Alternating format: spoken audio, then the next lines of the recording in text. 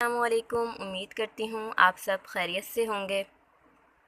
हम लोगों ने लास्ट लेक्चर में इंग्लिश लैंग्वेज कोर्स स्टार्ट किया था, जिसमें सबसे पहले हम लोगों ने देखा था कि टेंसेस क्या होते हैं।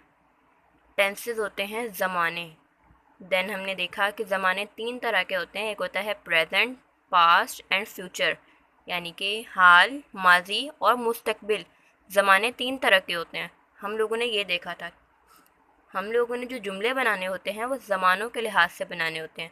जैसे अगर हम उर्दू में बातचीत कर रहे हैं तो हम लोगों ने अगर कोई काम मुस्तकबिल में करना है, आने वाले वक्त में करना है, तो हम कहेंगे कि इंशाल्लाह मैं ये काम करूँगी। और अगर वो काम मैं कर चुकी हूँ, वो काम माजी में हो चुका है, तो हम लोग कहते हैं कि मैंने ये काम किया था।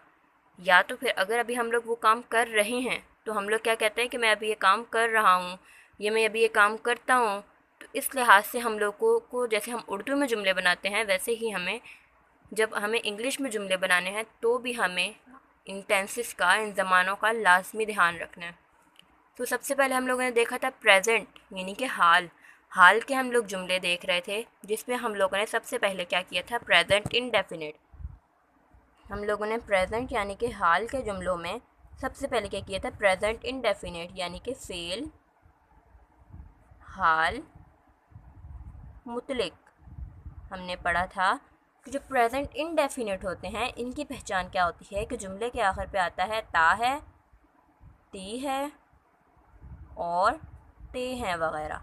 हमने ये पढ़ा था लास्ट लेक्चर में। अगर आपको याद हो, ये मैं ओवरव्यू दे रही हूँ ताकि आप लोगों का रिवाइज हो जाए। हमने देखा था कि उसमें जो फॉर्म ऑफ वर्ब है, प्रेजेंट इंडेफिनिट में जो फॉर्म ऑफ वर्ब है वो कौन सी इस्तेमाल होती है, फर्स्ट। हमने इसमें सेकंड या थर्ड फॉर्म ऑफ वर्ब इस्तेमाल नहीं करनी, सिर्फ़ और सिर्फ इसमें first form of verb use होती है। और हमने देखा था कि इसमें एस या ई एस का इजाफ़ा करना होता है। एस या ई एस का इजाफ़ा करना होता है सिर्फ किसके साथ, सिंगुलर के साथ, जितने भी हमारे पास सिंगुलर होते हैं। और हमने देखा था कि हमारे पास सिंगुलर कौन से होते हैं, ही, शी, इट या कोई भी वाहिद नेम। हमने ये भी देखा था कि एस या ई एस का इजाफा किसके साथ करना होता है। फिर हमने देखा कि अगर जुमले को हमने नेगेटिव बनाना है, मनफी बनाना है, जिसमें इनकार किया जा रहा हो किसी बात का, तो उसके लिए हम क्या करते हैं, उसके लिए हम डू या डज़ नॉट इस्तेमाल करते हैं। और उसके बाद हम लोगों ने जो वर्ब के साथ इजाफ़ा किया था एस या ई एस का, वो इजाफ़ा हम दोबारा नहीं करेंगे। ये बात आप लोगों ने याद रखनी है कि दोबारा एस या ई एस का इजाफ़ा नहीं करना। उसके बाद आ गया जाता है सवालिया जुमले, इंट्रोगेटिव जुमले। इंट्रोगेटिव यानी कि सवालिया। सवालिया जुमले हमने कैसे बनाने हैं कि हमने डू या डज़ को जुमले के किस में लिख देना है, स्टार्ट में लिख देना है, शुरू में लिख देना है, और एंड पे क्या लगाना है, क्वेश्चन मार्क, सवालिया अलामत। तो इससे हमारा जुमला क्या हो जाएगा, इंट्रोगेटिव बन जाएगा। उम्मीद है आपको प्रेजेंट इंडेफिनिट की समझ आ गई होगी। अगर आपको प्रेजेंट इंडेफिनिट की कुछ समझ ना आए तो आप कमेंट बॉक्स में पूछ सकते हैं। इसके साथ आज हम लोगों ने करना है प्रेजेंट कॉन्टीन्यूस टेंस, यानी कि फेल, हाल, जारी, यानी कि वो काम जो अभी हो रहा है, वर्ड जारी। कॉन्टीन्यूस, कॉन्टीन्यूस का मतलब होता है जारी। जारी से अभी हमें ये बात पता चल रही है कि ये काम अभी चल रहा है, अभी हो रहा है ये काम।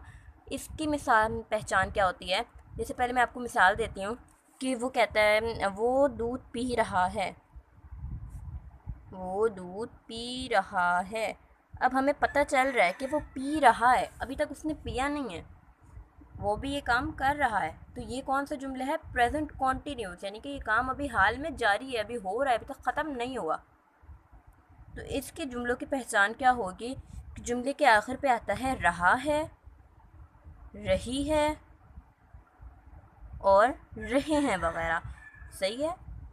ये बात याद रखनी है कि जो काम अभी हो रहा है, क्या हो रहा है, अभी तक ख़त्म नहीं हुआ, वो कौन से हैं, प्रेजेंट कॉन्टीन्यूस टेंस। आपने इनकी पहचान को अच्छे तरीके से याद रखना है। यहाँ तक आपको बात समझ आ गई। मैंने इसकी एक मिसाल भी दी, जैसे वो दूध पी रहा है, वो कपड़े धो रही है, वो खाना खा रही है, वो पढ़ रही है। ये सारी की सारी किसकी एग्जांपल्स हैं, प्रेजेंट कॉन्टीन्यूस टेंस की, फेल, हाल, जारी की। अब आगे देखते हैं कि इसमें फॉर्म ऑफ वर्ब कौन सी यूज़ होनी है। मैंने आपको लास्ट लेक्चर में बताया था कि फॉर्म ऑफ वर्ब क्या होती हैं। फॉर्म ऑफ वर्ब होती हैं वर्ब की टाइप्स, वर्ब की इकसाम। तो इसकी 3 फॉर्म ऑफ वर्ब होती हैं, फर्स्ट, सेकंड और थर्ड। प्रेजेंट इंडेफिनिट और प्रेजेंट कॉन्टीन्यूस दोनों में वर्ब की फर्स्ट फॉर्म यूज़ होनी है। इसमें कौन सी यूज़ होनी है? First form of verb use होनी है। मगर इसमें आप लोगों ने एक चीज़ और याद रखनी है कि फ़र्स्ट फॉर्म ऑफ वर्ब के साथ हमने इसमें ing लगाना है। हमने फर्स्ट फॉर्म ऑफ वर्ब के साथ क्या लगाना है? ing। जैसे अब फर्स्ट फॉर्म ऑफ वर्ब है ईट, तो हम उसके साथ क्या लगा देंगे? ing। तो ये पूरी क्या बन गया? ईटिंग। इसको फोर्थ फॉर्म ऑफ वर्ब भी कहते हैं। या तो आप इसे ऐसे याद कर लें कि first form of verb plus ing, तो इन दोनों को मिलाएं तो ये क्या बन जाती है? Fourth form of verb. Fourth form of verb आपने इस तरीके से याद कर लेना है। उसके अलावा लास्ट में हमने पढ़ा था कि इसमें कोई हेल्प, जो हमारे पिछला था प्रेजेंट इनडेफिनिट, उसमें कोई भी हेल्पिंग वर्ब नहीं थी, लेकिन इसमें हमने हेल्पिंग वर्ब यूज़ करनी है। अब हेल्पिंग वर्ब क्या होती है? नाम से जाहिर हो रहा है हेल्पिंग वर्ब यानी कि जो वर्ब, जो काम है हमारा, उसका साथ देती है, उसकी मदद करती है। हेल्प, हेल्प किसको कहते हैं? मदद करने को, यानी कि ये वर्ब की मदद कर रही है, वर्ब का साथ देती है इंग्लिश का सेंटेंस पूरा करने में। जैसे कि अब हमने इधर बता तो दिया कि काम जो है, काम खाना खा रही है या दूध पी रही है या कुछ भी कर रही है। अब वो रहा रही तो हो जाएगा यहाँ तक, लेकिन एंड पे जो है इसका भी तो किसी न किसी वर्ड ने मीनिंग देना है ना। तो इसके लिए हेल्पिंग वर्ब कौन सी यूज़ होती है? प्रेजेंट इनडेफिनिट में इज़, एम एंड आर, यानी कि ये 3 इज़, एम और आर यूज़ होते हैं। अब ये यूज़ किस किस के साथ होती हैं? जितने भी सिंगुलर्स होते हैं, सिंगुलर्स अब हमने पढ़ा हुआ है कि सिंगुलर कौन कौन से होते हैं। लास्ट में मैंने आपको बताया था, ही, शी, इट और कोई भी वाहिद नेम, अकेला नाम, वन नेम, एक अकेला नाम, उसके साथ क्या यूज़ होगा? वो सिंगुलर है। ही, शी, इट, इसके साथ यूज़ क्या होना है? इज़। क्या यूज़ होना है? इज़। जितने भी सिंगुलर हैं इसके साथ क्या यूज़ होना है? इज़। और सिंगुलर कौन कौन से हैं? ही, शी, इट या कोई भी वाहिद नेम। इसके अलावा जितने भी प्लूरल आ जाते हैं, जितने भी जमा आ जाती हैं, प्लूरल यानी जमा, इनके साथ हमने आर यूज़ करना है। अब प्लूरल कौन से आ जाते हैं? दे, वी, यू या कोई भी दो नेम, दो या दो से ज़्यादा नेम, मतलब कि जो नाम एक से कम हो। नेम, टू और मोर, यानी कि दो या दो से ज़्यादा नाम जो आएंगे उनके साथ हमने क्या यूज़ करना है? आर। अब बच जाता है एम। हम लोगों ने पिछले लेक्चर में पढ़ा था कि जो आई है उसके साथ भी, उसे भी हम लोग प्लूरल लेते हैं, लेकिन सिर्फ़ और सिर्फ प्रेजेंट कॉन्टीन्यूस में हम लोग आई अकेला रखते हैं। आई प्लूरल में भी नहीं होता और आई सिंगुलर में भी नहीं होता।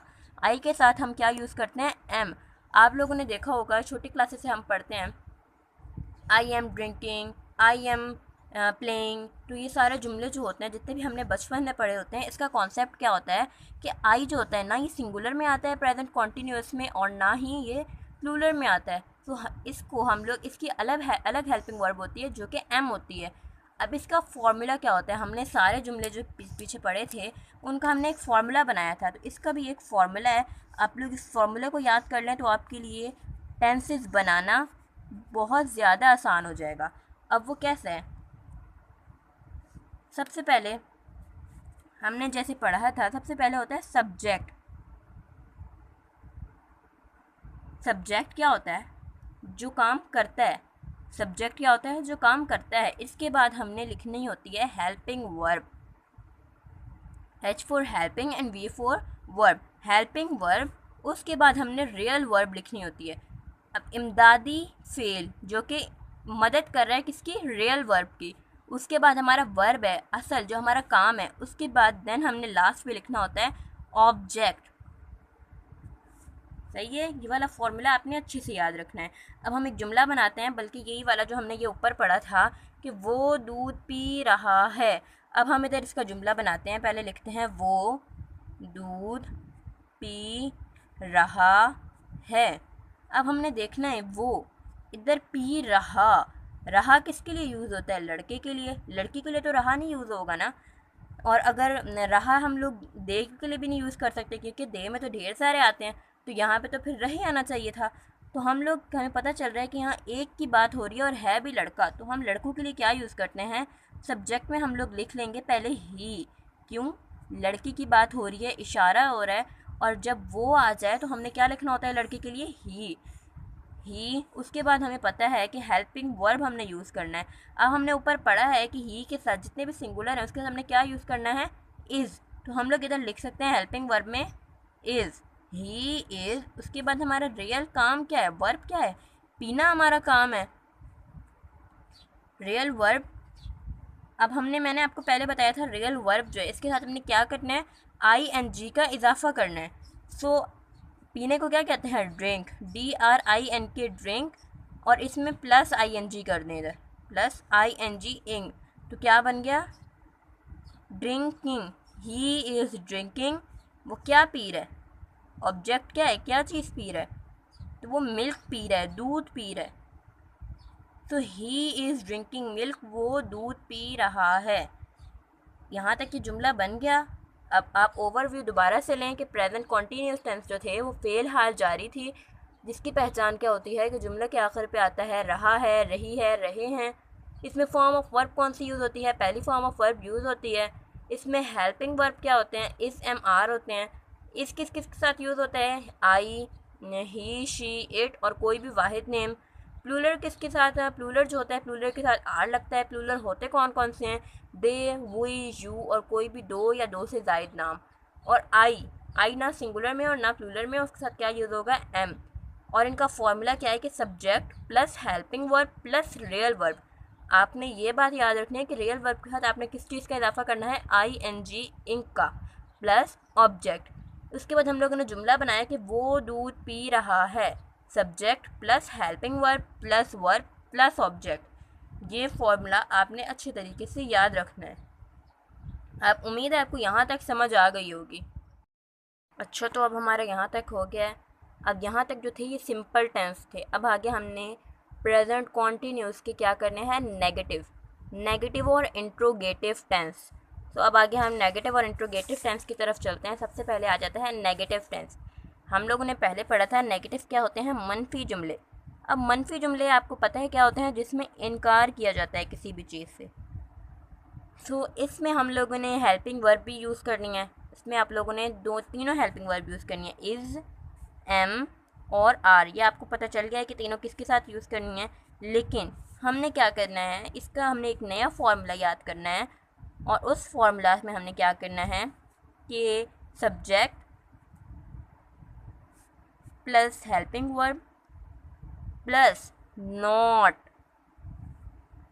Plus real verb plus object. क्या क्या हमने हेल्पिंग वर्ब और रियल वर्ब के बीच में क्या लगा देना है, नॉट। जैसे हमने पीछे जुमला बनाया था, वो दूध पी रहा है, हमने बोला था वो दूध, इधर लिख देते हैं नहीं पी रहा, वो दूध नहीं पी रहा। तो क्या सब्जेक्ट हमारा क्या था, ही, हेल्पिंग वर्ब इज, आगे हमने लगा देना है नॉट।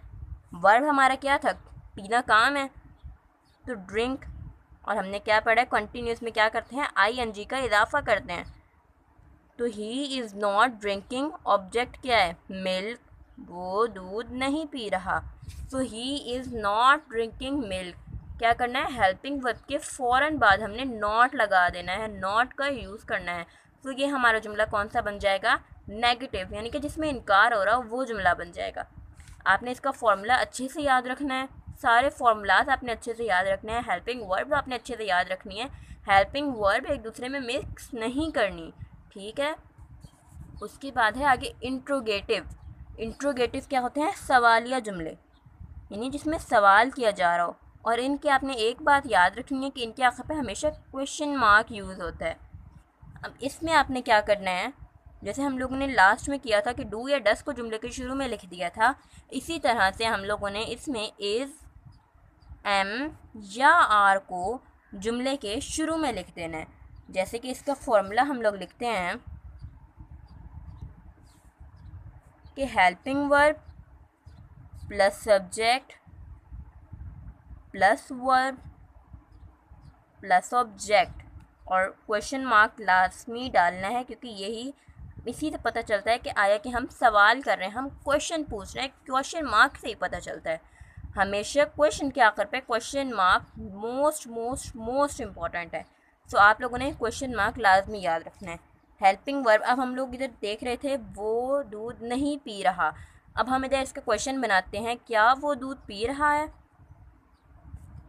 क्या वो दूध पी रहा है। अब क्वेश्चन आ गया, तो हम लोग देखेंगे पहले हमने लिखनी है helping verb plus subject plus real verb plus object. सही है। तो हेल्पिंग वर्ब हमारी इसमें क्या थी, ही के साथ क्या यूज़ होता है, इज़, तो हम लिख देते हैं इज़, प्लस सब्जेक्ट क्या है, ही, लड़का है वो, ही, प्लस वर्ब क्या है, काम क्या करना है उसने, पीना है, तो ड्रिंकिंग, प्लस ऑब्जेक्ट क्या है, ऑब्जेक्ट इसमें मिल्क है, एंड पे क्वेश्चन मार्क लाजमी डालना है, इज़ ही ड्रिंकिंग मिल्क, क्या वो दूध पी रहा है। अब ये क्वेश्चन बन गया, आपने बस हेल्पिंग वर्ब को मूव किया और क्वेश्चन क्या हो गया, जो हमारा सेंटेंस था वो नेगेटिव, इंट्रोगेटिव और सिंपल टेंसेस ऐसे एक दूसरे में चेंज होते रहते हैं। तो आपने हेल्पिंग वर्ब का बहुत बहुत बहुत ध्यान रखना है। इंग्लिश बहुत ज़्यादा ईजी है अगर आप इसे समझ लें, इंग्लिश हमारी उर्दू से ज़्यादा ईजी है। अगर आपको एक जुमला याद आ जाता है, पहली चीज़ की समझ आ जाती है, तो आपके लिए आगे समझना बहुत आसान हो जाता है। अब देखें, अब आप लोग इसके आगे जुमले खुद बना सकती हैं। जैसे अब मैं इधर, अब इंट्रोगेटिव तक आपको समझ आ गया, मैं आपको तीनों की एग्जांपल्स के तौर पे आगे क्वेश्चंस करवाती हूँ, कुछ टेंसेस समझाती हूँ, कुछ सेंटेंस बना के दिखाती हूँ एग्जांपल्स के तौर पे। ठीक है। जैसे अब मैं एक जुमला बनाती हूँ, वो कपड़े धो रही है। अच्छा, इसमें हम लोगों ने क्या करना है, पहले सबसे पहले लिखना है subject plus helping verb plus real verb plus object. Subject हम लोग लिख देते हैं वो कपड़े धो रही, यानी इधर लड़की की बात हो रही है, तो शी, हेल्पिंग वर्ब इसमें क्या यूज़ होनी है, इज़, जितने भी सिंगुलर हैं उनके साथ इज़ यूज़ होना है, तो शी इज़। वर्ब क्या है, काम क्या कर रही है, धोना, धोना काम है, तो वो धो क्या रही है, धोने को क्या कहते हैं, वॉश, धोने को कहते हैं। और हमने पढ़ा कि हमने किसका इजाफा करना है, ING इंक का, तो इधर हमने ING इंक लिख लिया। शी इज़ वॉशिंग, ऑब्जेक्ट क्या है, क्या चीज़ धो रही है, कपड़े धो रही है, जिन पे काम वाक़ होता है उसे ऑब्जेक्ट कहते हैं। ठीक है, तो वो धो क्या रही है, कपड़े, तो हमने इधर ऑब्जेक्ट क्या लिखना है, क्लॉथ्स, वो क्या धो रही है, कपड़े। शी इज़ वॉशिंग क्लॉथ्स, वो कपड़े धो रही है।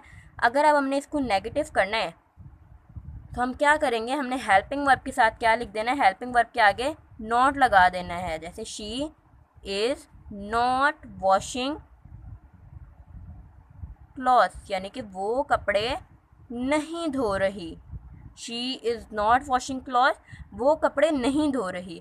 अगर अब हमने इसे क्वेश्चन वाला बना देना है, इंट्रोगेटिव बनाना है, तो हम क्या करेंगे, इज़ शी वॉशिंग क्लॉथ्स, यानी कि क्या वो कपड़े धो रही है।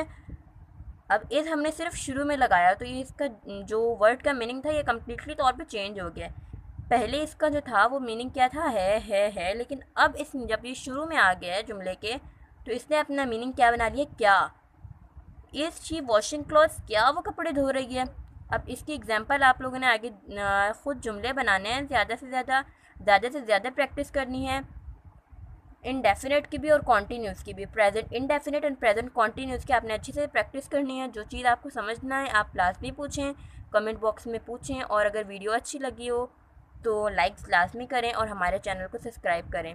ओके, अल्लाह हाफिज़।